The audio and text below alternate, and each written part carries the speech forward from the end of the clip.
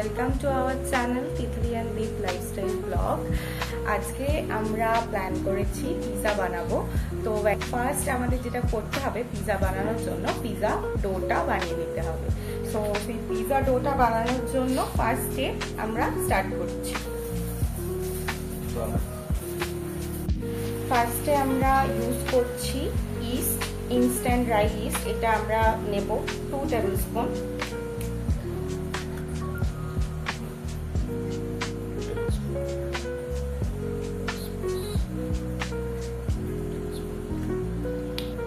আচ্ছা, এবার ইস্টটাকে প্রিপেয়ার করার জন্য আমরা রুম টেম্পারেচারে ওয়াটার নিচ্ছি হাফ কাপ, এর মধ্যে ঢেলে দেবো।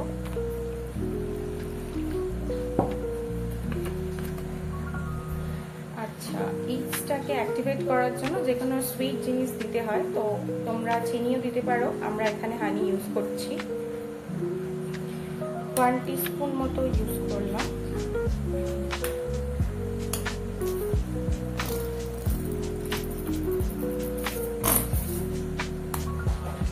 আচ্ছা, এরপর এটা ভালো করে বিস্কিং করে নেব, দিয়ে এটা একটু ঢাকা দিয়ে রেখে দেবো যাতে ইস্টটা অ্যাক্টিভেট হয়ে যায়।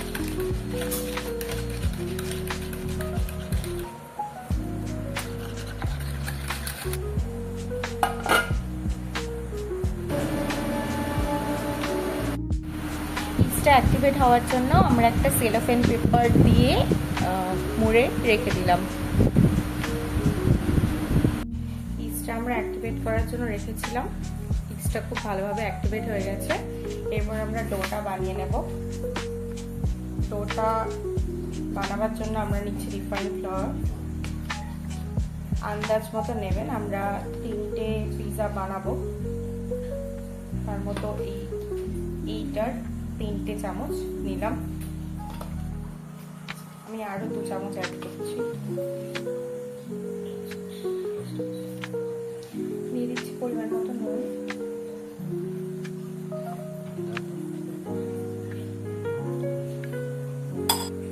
পরিমাণ মতো চিনি। এবার একটু ভালো করে মিলিয়ে নিচ্ছি।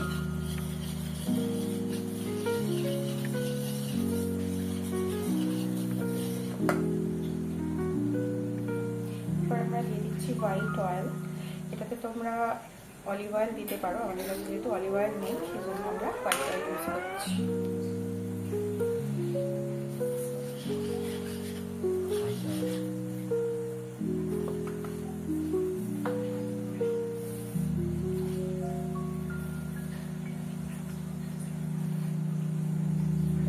এবার আমরা দিয়ে দিচ্ছি ইস্টটা, যেটা খুব ভালোভাবে অ্যাক্টিভেট হয়ে গেছে।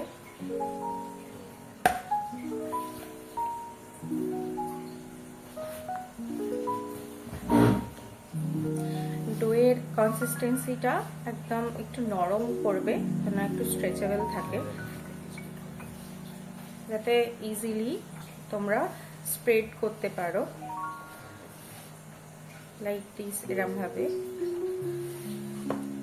যদি টাইট হয়ে যায় তাহলে কিন্তু থিন ক্রাস্ট করা যাবে না। যেহেতু এটা টাইট হয়ে গেছে সেই জন্য এটাতে আমি একটু উষ্ণ দুধ দিচ্ছি। এটাতে একটা আলাদা টেস্ট হবে এবং ডোটা খুব সফট হবে।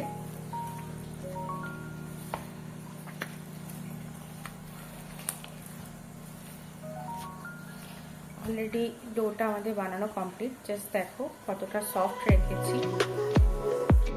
ডোটা রেডি। এবার আমরা এটার মধ্যে ট্রান্সফার করে এটাকে সিল প্যাক করে রাখবো যাতে এটা ব্রেক হয়ে যায় এবং ফ্লাফি হয়ে যায়।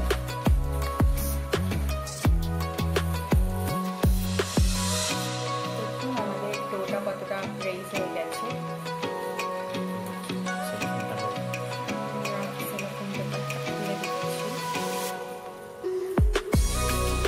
দেখো আমাদের পিৎজা ডোটা খুব ভালোভাবে রেডি হয়ে গেছে, একদম সফট। এরপর এটা থেকে আমরা ডো নেব, নিয়ে পিৎজা রেডি করব।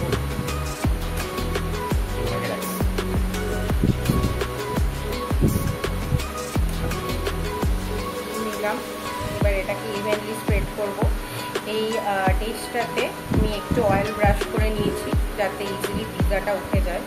তো এখানে দিয়ে দেবো, দিয়ে খুব হালকা হাতে ব্যাপারটাকে স্প্রেড করবে।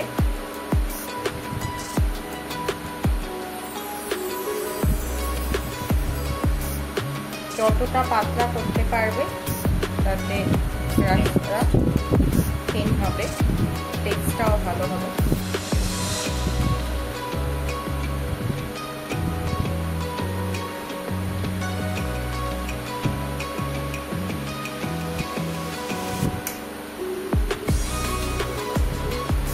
দেখো পুরো ইজিলি স্প্রেড করে নিয়েছি আমরা।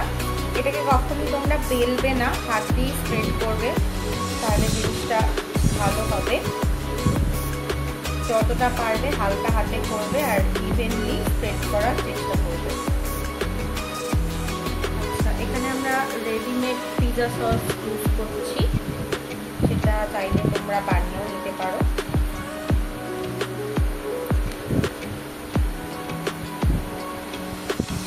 এটাকে খুব ভালোভাবে স্প্রেড করে নেবে পুরোটার মধ্যে, যাতে ফ্লেভারটা আসে।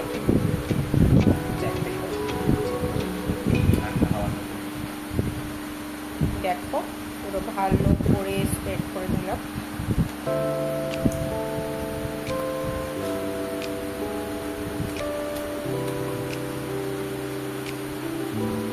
ডান।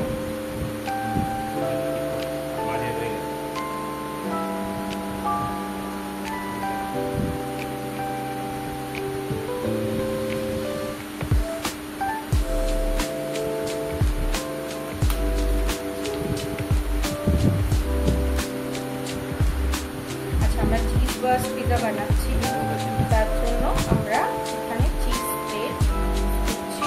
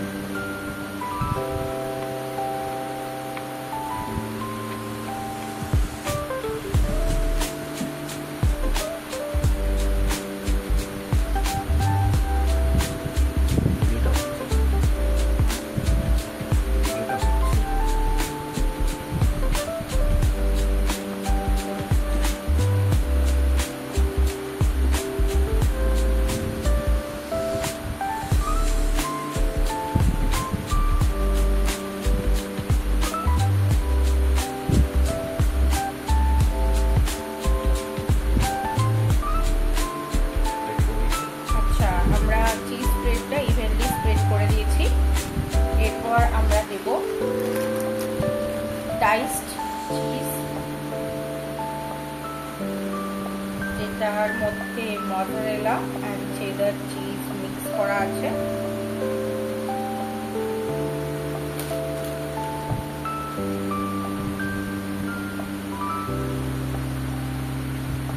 এটাও ইভেনলি স্প্রেড করবে সব জায়গায় দিয়ে, তাহলে প্রেজেন্টেশনটাও ভালো হবে, টেস্টও ভালো হবে।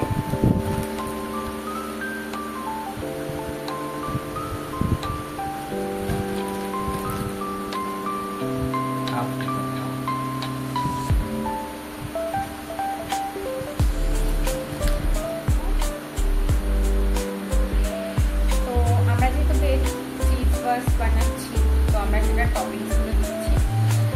টপিংসের মধ্যে দিচ্ছি টমেটো,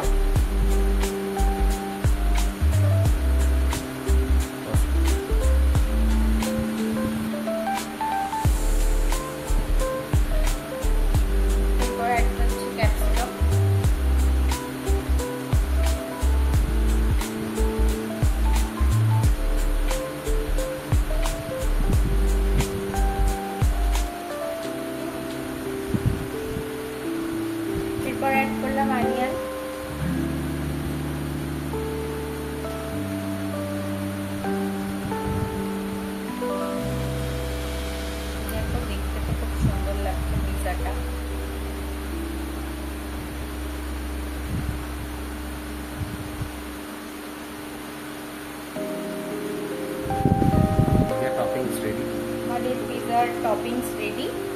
এবার আমরা এটা কনভেকশন ওভেনে দেব বেক করার জন্য। আমরা আমাদের ওভেনটা প্রিহিট করে রেখেছিলাম 200 ডিগ্রিতে 5 মিনিটসের জন্য। এবার আমরা এটা ওভেনে দিয়ে দেবো।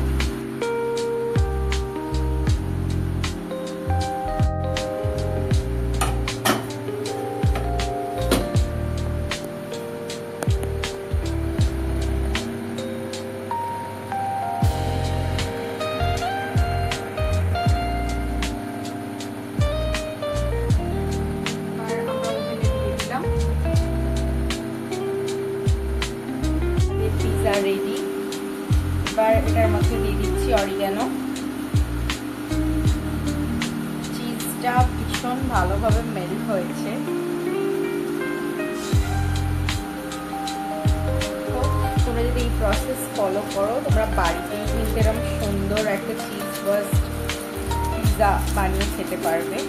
ব্যাপারটা খুবই ইজি যদি স্টেপসগুলো পরপর ফলো করো। আর তারপর আমরা দিয়ে দিচ্ছি একটু চিলি ফ্লেক্স।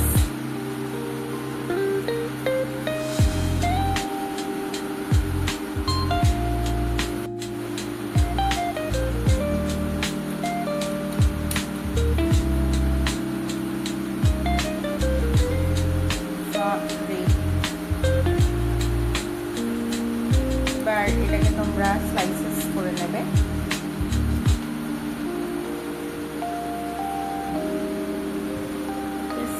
টেক্সচারটা দেখো, একদম থিন ক্রাস্ট হয়েছে, খুব ভালোভাবে বেক হয়েছে।